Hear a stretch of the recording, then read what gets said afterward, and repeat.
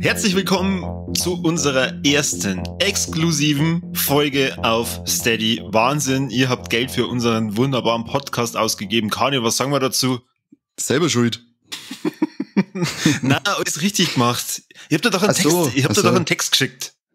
Ach ja, stimmt, den habe ich gelöscht, wie meistens alles löscht, was du mir schickst.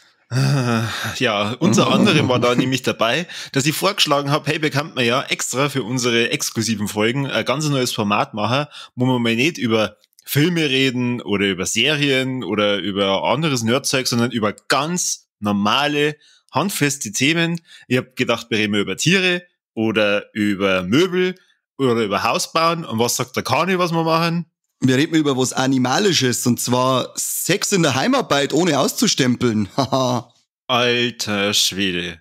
Das ist ein wichtiges Thema. Ja, und was ist, wenn wir es einfach nur verallgemeinern und allgemein so Sex während der Arbeit? Ja, da ich sagen, das läuft mit, wenn man über das Thema da redet, weil da gibt's ganz viel, da muss man ausholen auch, weißt du, da ist ja rechtlich auch ganz viel dahinter, da können wir nicht Larifari umeinander spielen.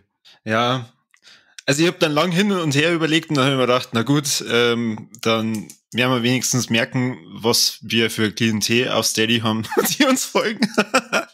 Nein, ihr seid alle super, ihr seid alle grandiose Menschen. Ihr dürft uns dann natürlich auch schreiben, über was wir sonst so reden, aber jetzt geht's erstmal ums Eingemachte. Und da möchte ich kurz noch den Untertitel von einem Artikel raussuchen, die mir als Vorbereitung durchgelesen habe. Und zwar Verlustbebende Kollegenleiber. Also wer den Artikel verfasst hat, der hat echt ein Problem, glaube ich. Warum? Naja, der beschreibt praktisch, was passiert, wenn die Kollegen aufeinander stehen und wo sie es überall treiben möchten, aber nicht kennen, weil eigentlich alles verboten ist. Und das geht dann irgendwie bis zum Schluss, bis eigentlich gar nicht mehr in der Arbeit sind, sondern in irgendeinem Park. Und es ist irgendwie ganz konfus. Wir haben trotzdem gelesen. Ist das ein Artikel über einen tatsächlichen Bericht gewesen oder war das einfach nur ein erotischer Kurzroman?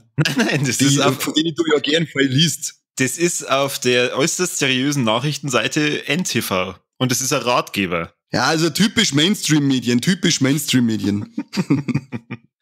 Denen haben wir die ganze Situation zum Verdanken, weißt du, dass man in der Arbeit nicht mausen darf, das meine ich jetzt. Ach so, nur wegen solchen Artikeln. Ja, nur wegen den Mainstream-Medien. Bin stinksauer auf euch. Der Hildmann rotiert auch schon. Ja, wie bist du denn auf das Thema gekommen? Gibt's da irgendeinen aktuellen Anlass? Nein, natürlich nicht. Aktuellen Anlass nicht, ich hab's mir einfach nur gedacht, war doch eigentlich mal, da kann man richtig tollen geistigen August dazu ablassen, weil wir haben ja sonst immer die ultimativen Weisheiten zu Filme, Serien und allen möglichen Nerdscheiß, und dann haben wir gedacht, wenn du schon so ein neues Format vorschlagst mit allgemeinen Themen, kann man mal ein bisschen was nehmen, dass sie nicht viele Leute ansprechen trauen, obwohl wir doch genau wissen, dass ein Haufen Leute deren. Echt? Echt jetzt? Ist das so? Aber 100%. Moment, wo ist mein Abmahnungsblock? Wo ist mein Abmahnungsblock? Du, ich arbeite nicht mehr bei dir, also das zählt nicht. Aber ich weiß aus einem anderen Arbeitgeber, bei dem ich war, da gab's, in den 10 Jahren, in denen ich gearbeitet habe, 3 oder 4 Fälle, die inoffiziell bekannt wurden. Ja? War das so eine Art Hamsterkäfig oder was? Wie Hamsterkäfig? Meinst du, Mr. Sklave-mäßig wie bei South Park? Nein,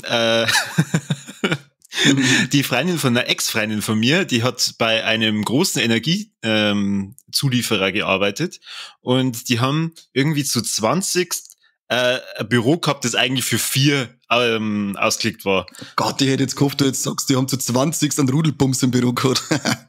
Ich weiß nicht, kann vielleicht sein, weil es waren irgendwie 3 männliche Kollegen und der Rest waren nur Frauen. Und die haben sie praktisch... Oh Gott, war ich gerne einer von den 3 gewesen. Ja, wobei das Ding war, das ist irgendwann dann aufgekommen, dass die wirklich alle irgendwas miteinander haben, weil halt dann einer mal Herpes gehabt hat und auf einmal haben alle Herpes gehabt. Großer Gott. Und ich wollte jetzt halt eigentlich bei dem Bericht, den wir da heute sehr seriös rüberbringen, sagen, Leidels, wenn's unbedingt mausen möcht's, dann tat's es in der Arbeit, da braucht's nämlich auch nicht verhüten, weil wir ja durch die Corona-Situation gelernt haben, in der Arbeit wird man nicht krank und dann kommst du mit der Herpesinfektion her. Aber gut, die werden sich sicher daheim eingefangen haben, weil sie halt eben nicht im Büro gemaust haben, sondern haben sie daheim irgendwo getroffen und da steckt man sich ja bekanntlich an. Also passt meine Theorie doch. Bitte immer in der Arbeit mausen, da steckt man sich mit nichts an und kann man auch ohne Gummi. Wo hast du denn so eine Theorie schon wieder her? Die Idee, die habe ich mir selber zusammengesponnen. Ach so. Hast du gewusst, dass es Sexualwissenschaftler gibt und Sexualforscher, die genau über sowas Studien- und Masterarbeiten schreiben? Ja, deswegen habe ich oft einmal so dämliches Halbwissen, weil mir langweilig ist und ich dann von dem einen Wikipedia-Artikel zu dem nächsten springe und dann irgendeinen Link, weiterführenden Link. Am Ende bin ich natürlich auf Pornhub, das ist ganz klar. Aber die Schritte bis dahin, die versorgen mich immer mit den lustigsten Informationen. Du meinst, wenn dann Riley Reid dir auf einmal irgendwelche Masterarbeiten erklärt, ja. Ja, genau. Masturbation-Arbeiten. Aber wie wird man Sexualwissenschaftler oder Sexualforscher? Ich glaube einfach, wenn man gern bumst. Was musst du ich glaube, dass du wahrscheinlich relativ wenig über irgendwelche Lustgeschichten dann wahrscheinlich forschst, sondern halt meistens über irgendwelche Sexualkrankheiten. Ist ja ekelhaft. Irgendwie schon, ja. Ich hab mir das geiler vorgestellt. Also, das würde mich wirklich mal interessieren. Vielleicht erwischen wir mal jemanden, der einen Sexualforscher kennt oder eine Sexualforscherin, die dann mit uns gerne einen Podcast macht über das, weil das darf mich narrisch interessieren. Was muss bei jemandem im Leben passieren, dass man irgendwann sagt, hey, ich werde Sexualforscher? Keine Ahnung, aber den Podcast kann ich nicht mitmachen, weil die ganze gerade kichern wird. Du kannst ja die muten. Das stimmt genau. Stell mir das vor, so in der Grundschule oder so, wenn dann die ganzen Kinder sagen, ja, und was willst du mal werden? Ja, Polizist, und ich werde Feuerwehrmann, Sexualforscher. Ich will halt wissen, was das für ein Kind ist, das in der Grundschule schon weiß, dass es Sexualforscher überhaupt gibt. Wie der Papp. Ja, genau. Ja, aber jetzt vielleicht nochmal zurück zum eigentlichen Thema. Ich habe mir dann als Vorbereitung natürlich Notizen gemacht und habe mir dann überlegt, es gibt ja bestimmte Arbeiten, da ist Sex am Arbeitsplatz ja auf jeden Fall notwendig und erlaubt. Als Beamter. Richtig, als Beamter, Naschmann. Als Pornodarsteller. Ich glaube, wenn du als Pornodarsteller dann mit Rechten kommst, dass man nicht Sex am Arbeitsplatz haben darf, dann hast du ein Problem. Und dann natürlich auch noch, wenn du Prostituierter oder Prostituierte bist, dann hast du auch ein Problem. Das ist wieder Mike der Stricher. Wie machen die das aktuell wegen Corona? Weißt du schon? Das ist auch schon wieder so ein Ding. Ah. Ja, also da ist auf alle, ja, Prostitution ist ja momentan nicht möglich. War ja, glaube ich, in der gelockerten Sommerphase auch nur mit Mundschutz möglich. Ja, bin ich auch raus.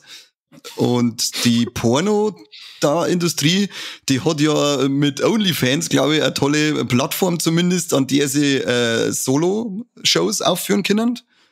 Und ich weiß nicht, ob die vielleicht einfach dann, wenn sie Draht haben, okay, entweder immer der gleiche Partner oder nur mit Tests vorab und dann zusammenkommen. Keine Ahnung, wie die das da gemacht haben, aber auf alle Fälle als Pornodarstellerin hast du mit Soloshows auf alle Fälle noch ein bisschen Kohle gemacht jetzt in der Zeit. Da hast du sehr stark recherchiert, oder? Da habe ich sehr stark recherchiert. Da gibt's nämlich tolle Videos, die da heißen Lutsche Schwanz für Klopapier, #Corona-Porn. Ja, weiß, worauf es anspielt. Mhm, ja. Auf Schwanzlutschen. Klopapier. Ja, und ansonsten ist tatsächlich, also jetzt für jeden, der drauf wartet, dass wir jetzt sagen, Sex am Arbeitsplatz ist total cool, es ist tatsächlich nicht so. Wer hätte es gedacht? Es ist verboten, am Arbeitsplatz Sex zu haben. Aber, also zumindest habe ich nichts drüber gefunden, wie das während Homeoffice ist. Weil es gibt ja, es gibt ja bestimmte Regelungen, zum Beispiel am Arbeitsplatz, wo man dann verargumentieren kann, ja, wenn ich mal schnell einen Kaffee hole oder zum Raucher gehe, dann kann ich ja theoretisch einmal kurz eine Nummer schieben. Nein, das ist nicht erlaubt. Ja, zumindest kann ich den Tipp geben, wenn ihr es in der Arbeit umeinander mausen wollt, dann macht es in eurem Büro, weil auch auf dem Klo oder im Druckerraum oder sonst irgendwo, das zählt als öffentlicher Bereich und dann ist man schon wieder im strafrechtlichen Bereich. Dafür könnt ihr auch dann Geldstrafen oder ich glaube sogar bis zu einem Jahr Gefängnisstrafe kriegen. Aber wenn ihr es bei euch im Büro macht, dann ist es mehr in Anführungszeichen ein privater Bereich. Und wenn es dann erwischt wird oder irgend so ein neidischer Sautepp hängt euch hin, dann wird's halt arbeitsrechtlich geahndet. Ja, das stimmt. Das habe ich auch gelesen. Es ist praktisch dann ein Problem, wenn man erwischt wird, was ja irgendwie logisch ist. Ja, genau. Und wie gesagt halt, dann unterscheidet sich auch noch der Ort der Wahl, wo man sein Coitus ausübt. Weil da war man ja Beispiel von irgendeinem Idioten, die bei einer Bank umeinander gemaust haben und haben die Tier offen lassen oder so halbert offen lassen und dadurch haben dann Kunden das Stöhnen hören und die Leute auch gesehen und da war der Chef dann stinksauer. Komisch. Verstehe ich auch nicht, weil ich da sofort Bank wechseln, wenn ich das wüsste. Und das einfach gern warten, gell? Immer die Überweisungsträger dann ausgefüllt hinlegen und dann warten, obwohl es dann dir vielleicht schon sagen, hey, man kann mittlerweile anders überweisen. Weil ich darf mir noch erklären lassen, wie man da die Dinge ausfüllt. Könnten Sie mir das bitte nur mit sagen? Was ist der Ivan? Genau. Helfen mir bitte bei jeder Nummer. Genau. Und wo war jetzt die Tier, wo man dann immer hinschauen kann? Ich höre nix. Hallo? Und vorschlagen, dass man so eine Art Spiegelsystem ja aufbauen kann. Aber lecker, wir sollten mal Bank aufmachen. Ja, schon. Schreibst du das auf für später? Ja, habe ich schon, lang. Also wenn du es mit dem Podcast nicht hinhaust, dann machen wir Bank auf. Wobei, die werden uns jetzt halt so viel Kohle einballern über Steady, dass wir wahrscheinlich bald wieder Bank sind, vor lauter Vermögen. Ah, okay. Ja, dann passt Hoffe zumindest. Dann machen wir einfach eine Bank auf, damit wir das Geld von Steady irgendwie verwalten können. Oh ja, das ist eine gute Idee. Mitnotieren bitte. Ja, wird gemacht, Chef. Na, aber tatsächlich wegen Homeoffice, da habe ich relativ wenig gefunden. Es heißt eigentlich die ganze Zeit nur, dank Corona und dank dem vielen Homeoffice haben viele Paare jetzt viel mehr Sex wie vorher. Also muss ja auch während der Heimarbeit passieren. Naja, aber dann... Wenn die jetzt nicht nur vor oder nach der Heimarbeit einzupfen daten, dann war es ja theoretisch genauso viel wie davor. Also muss ja dieses mehr Zipfeln, muss ja dann in der Arbeitszeit passiert sein. Und vor allem, wenn du dann sagst, okay, wann ist es denn ein Problem in der Arbeit, wenn man es am Arbeitsplatz macht, wie du schon sagst, halt dann auch noch an bestimmten Orten, plus wenn man erwischt wird. Also wenn man in Homeoffice ist und Sex hat und dann nur erwischt wird, dann macht man irgendwas falsch. Ja, das sind nicht dann die Vollidioten, wie wir jetzt schon ein paar Fälle gehabt haben, die dann, zwar meistens ist gerade, das letzte Mal habe ich auch selbst gehört von einer Gerichtsverhandlung, glaube ich, da hat dann der Anwalt gemeint, eine Kamera am Laptop ist aus, es ist vorbei und hat dann seine Klientin am Tisch zusammengehauen. Und ja, da ist halt die Kamera weitergelaufen und das hat jeder gesehen. Das sind halt dann die Typen, oder war es irgendein es war einer von irgendeinem Magazin bei den Amis, der dann auch gemeint hat, die ganze Chose ist vorbei und packt sofort aus und spielt da 5 gegen Willi. Und ja, dann schauen ihm halt wieder alle zu. Ich weiß nicht, was ist mit euch? Das Einfachste auf der Welt ist schon mal das Erste. Laptop-Kamera abkleben mit einem Stück Papier. Es gibt Hacker, die wollen eigentlich von Haus aus bei allem zuschauen, was es vom Laptop tat. Also abkleben. Dann passiert euch das schon mal nicht. Und wenn es dann unbedingt sofort, in dem Moment, wo sie sagt, jetzt ist das Gespräch vorbei und jetzt muss ich sofort wichsen, weil das so geil war, oder eben mausen, dann macht's wenigstens alle Fenster zu von dem Laptop, was davor offen gehabt hat. Schaut's unten um in Leisten, ist da noch irgendwas offen. Das ist doch nicht so schwer. Diese 5 Sekunden, die ich zur Kontrolle nehmen, die kann ich doch noch aufbringen in der Regel. Es ist manchmal insgesamt gruselig, wenn man sich überlegt, eigentlich in Homeoffice, wenn du gerade eben nie eine Webcam benutzt oder so, also die ja nie etwas sieht, du weißt ja nie, keine Ahnung, schreibst du gerade mit einem Kollegen, der gerade splitterfasernackt vor seinem Laptop sitzt. Also mir daten jetzt bei dir gleich einige einfallen, die 100%ig knockert sind. Entschuldigen Sie nicht Anklage. Achso, das ist nicht nur während der Arbeit, sondern auch während Podcast aufnehmen, ja. Nein, und ich hab das jetzt endlich, als ich 2020 habe ich mir eine neue Arbeit suchen müssen, mehrmals. Und da habe ich viel Online-Bewerbungsgespräche gehabt und da habe ich endlich mal den Witz abgezogen, ich habe mich ordentlich zusammengerichtet mit Hemd, aber dafür ohne Hosen. Ha! Das war ein geiles Gefühl, wenn du da sitzt mit Hemd und hast keine Hosen noch. Und ist es jetzt mittlerweile dein neuer Arbeitgeber? Nein, bei denen war es nur oldschoolig vor Ort, das Gespräch. Das ist anständig, das ist super. Ja, da wollte ich nicht ohne Hosen mit dem Auto da hinfahren und alles, das kommt auch komisch. Ja, also grundsätzlich ist das Thema, glaube ich, wahrscheinlich sogar langweiliger, als man denkt, weil, naja, im Endeffekt, was willst du denn da großartig daheim machen? Und dadurch, dass ja Homeoffice und teilweise Kinderbetreuung, was weiß ich, alles ja so ein schwimmender Prozess ist es wahrscheinlich immer schwer, ja, messbar. Ja, und sagen wir uns da mal ehrlich, weißt du, dann hockst du in der Arbeit drin, denkst du, heute geht mir alles auf den Sack, jetzt hocke ich mir einfach mal 20 Minuten auf Scheiß aus und du sollst ja kacken. Und daheim sage ich dann, weißt du was, das geht mir wieder voll auf den Sack, jetzt geh ich um und hau die alle zusammen. Wie oft kommt denn das bitte vor bei dir, hä? Bei mir natürlich nicht, weil ich lieb arbeiten. Für mich gibt's nichts Schöneres als arbeiten. Und ich sage, mir ist es dann auch wurscht in der Heimarbeit, wenn die Alt wieder da steht und tropft wieder Kies lässt, dann sage ich, das wird jetzt nicht passieren, weil ich werde meine 12 Stunden wieder oberhauen, bevor ich da umgehe zu dir. Das ist schon amtlich. Merkst du sie noch grüßen? Ja, zum Abschied dann wahrscheinlich. Okay, schön. Aber eben, ob ich mir jetzt eben eine Viertelstunde aufs Klo hock oder dann eine Viertelstunde die Alt auf mir drauf hockt, das ist doch alles, das ist doch Jacke wie Hose, da soll sich doch keiner so anstellen. Eine Vor allem mit daheim, wenn es keiner mitkriegt. Eine Viertelstunde? Du kannst ja, so lang? Ja, ich muss mich ja duschen und zusammenrichten auch wieder. Ach so, okay. Also, aber ich habe jetzt gerade vom Klo angeredet, gell? Ah. Oh. Okay. Ja, wie stehst denn du zu dem Thema? Ja, wie schon gesagt, ich glaube, dass das wahrscheinlich sogar langweiliger ist, als man sich denkt. Ich persönlich kann da sowieso sehr wenig dazu sagen, weil ich völlig allein im Homeoffice bin, weil meine Frau nach wie vor in die Arbeit muss. Und ja, keine Ahnung, ich glaube, ich darf nicht auf die Idee kommen, weil bei mir halt im Kalender Termin an Termin an Termin dran hängt. Also bei mir wäre es dann echt kritisch, weil dann mir bleibt nichts anderes übrig als während dem Termin. Aber nein, ich sehe das genauso wie du. Fleißige Arbeiter und immer für die Firma. Ja, aber dann spielen wir die Situation jetzt mal durch. Deine holde Dame, die hat Urlaub und du nicht. Und du hast Termin und Termin und sie kommt in so einen kurzen Klischee daher und steht verführerisch im Türrahmen und sagt, Korben, Kim, ich brauch's für Saudi-Repfe, hau mich schnell zusammen wieder, der Feizholzkistel. Was tust du dann? Ausstempeln. Ausstempeln, der dir. Also geh weiter jetzt. Dafür auch noch gezahlt werden. Das ist ja praktisch, als wär's ein Stricher. Das ist praktisch die angenehme Version von Prostitution. Ja, okay, dann drehen wir die Frage um. Also ich hätte Ausstempeln gesagt. Und was machst du?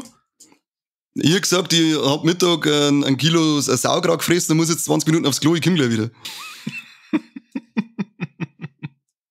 Weil wenn sie mich nämlich fürs Flöten zahlen können, dann können sie mich ja fürs was schon zahlen. Ah, okay. Ja, du müsstest Politiker werden. Ja, selbstverständlich. Oder Journalist bei NTV. Wieder sind wir schon wieder bei den Mainstream-Medien. Ja. Was man vielleicht noch wissen sollte, weil ihr seid bestimmt ein bisschen enttäuscht, dass bloß der Kani und ich gerade in dem Podcast mit dabei sind. Wir haben eigentlich einen Mike auch eingeladen, aber nicht eingeweiht, um was es eigentlich geht. Und wir hätten jetzt beide gehofft, dass der Mike unvorbereitet in diese Sendung mit dazu kommt und dann halt, weiß ich nicht, entweder auch die ganze Zeit kichert oder eine Geschichte nach der anderen raushaut. Aber er muss wieder arbeiten. Ich glaube nicht, dass er arbeitet viel sagt. Ich glaube, das hat er gerochen, dass da irgendwas im Busch ist und deswegen ist er nicht dazu gekommen. Ach so, du meinst, der lebt gerade das Thema? Ja, aber nein, das glaube ich auch nicht. Aber ich bin mir sicher, dass er irgendwas hat gerochen, dass irgendwas im Busch hat, ich dachte, da komme ich jetzt nicht dazu, weil das geht gerade auf seine Kosten. Wobei es eigentlich keinen Unterschied macht, weil auch wenn er vorbereitet da sitzt, dann genau ist es auf seine Kosten. Ja, es ist ja immer eine Frage von der Schnitttechnik. Das stimmt auch wieder, ja. Du schneidest es schon so hin, dass es auf seine Kosten geht. Immer dieses Mike-Bashing hier. Ja, furchtbar. Aber ich glaube, der hätte nicht viel dazu sagen können, weil er ist ein Handwerker, der macht eigentlich keine Heimarbeit, so in dem Sinne, er hat zwar die Werkstatt auch daheim, aber da er selbstständig ist, kann es ihm ja wurscht sein, weißt du schon, weil dann sagt er halt, jetzt gehe ich nicht rein. Und ja, als Selbstständiger ist bei ihm ein heikles Thema, kein heikles Thema nicht, weil er kann sich das einteilen, wie er das macht. Und Angestellte hat er nicht, die er zusammenscheißen kann für das. Der hätte nicht viel Beitrag leisten können halt. Ja, weil als Handwerker ist er sowieso immer in diesem Pornoschema mit drin. Das stimmt auch wieder, ja. Ja. Das stimmt auch. Da müssen wir mal fragen, was da so geht, wenn er auf Baustelle vorne in der Küche aufsteht. Immer wieder die gleiche Geschichte. Küche einbauen, das Verschrauben anfangen, Rohr verlegen. Genau. Ja. Immer wieder, egal ob Männlein oder Weiblein da. Weil hörst du das, wie das Niveau sinkt? Du, in dem Moment, als wir gesagt haben, über was wir jetzt schnell für einen Scheiß wir heute reden, haben wir doch gewusst, dass das ohne Niveau passieren wird. Ja, wahrscheinlich. Deswegen, weiß nicht, möchtest du nur irgendwas zu dem Thema sagen? Ansonsten machen wir hier einfach Schluss. Also ich sag, lasst euch einfach nicht erwischen bei dem Scheißdreck und das ist nicht an öffentliche Orte wie am Klo, sondern immer im Büro, das ist zumindest strafrechtlich nicht so viel dahinter. Ich sag ausstempeln. Immer ausstempeln. Am besten auch nicht ankündigen. Ich bin jetzt eine halbe Stunde nicht da, weil, was schon, Chica Chica. Oh Gott, na bitte nicht, bitte nicht. Ich möchte das gar nicht wissen. Jo, das ist so, das ist voll cool. Möchtest du das bei jedem Kollegen wissen, wenn es wirklich so war? Ja, logo mir die das wissen. Okay. Das war voll geil. Ich möchte da, wenn er zurückkommt, sofort mit einer High Five warten. Nein, es ist das Gleiche wie, ich möchte nicht an jedem sagen, wie der im Homeoffice vor dem Laptop sitzt. Ach, da weiß ich schon, wie es alle ausschauen. Die meisten werden es nicht anders als in der Arbeit sein. Du weißt, von was ich rede. Ich weiß immer, von was du redest. Gut, damit würde ich sagen, ihr habt jetzt einiges von uns über Sex während Homeoffice beziehungsweise am Arbeitsplatz gehört. Ich habe euch vorhin einen tollen Artikel vorgeschlagen, den könnt ihr euch gerne mal durchlesen. NTV ist wirklich eine sehr tolle Nachrichtenseite. Und ansonsten, wie schon gesagt, wenn ihr jemanden kennt, der Sexualforscher ist, bitte schickt uns den Kontakt. Oder wenn der Kani ja die ganze Zeit nur kichert, mache ich heute die Sendung mit demjenigen. Es darf mich einfach wahnsinnig interessieren, was passiert in so am Beruf und wie kommt man da eigentlich hin. Ja, und ansonsten, vielleicht schreibt uns einfach, wie ihr die Folge gefunden habt und über was wir als nächstes vielleicht reden sollen. Wie schon gesagt, das ist ein offenes Format und ich wollte über normale Sachen reden, aber wir können natürlich auch weiterhin über sehr pikant? Ja. Präkant. Präziös. Über sehr pikante Themen reden. Und dann würde ich sagen, bis zum nächsten Mal und hört weiterhin fleißig unseren Podcast. Kani, was sagst du noch? Ja, aber seriöse Themen warte ich sowieso raus. Serien. Und ansonsten, serienös. Genau, Serienmösen. Ansonsten, falls irgendjemand aus der Arbeit zugehört hat, das war alles nur Spaß, natürlich tue ich das nicht, bis auf das mit die 12 Stunden am Stück arbeiten, das tue ich auf jeden Fall. Und das Viertelstunde kacken? Das tue ich auch nicht, ich heb mir das auch vor der Arbeit oder nach der Arbeit, aber in der Arbeit wird gearbeitet.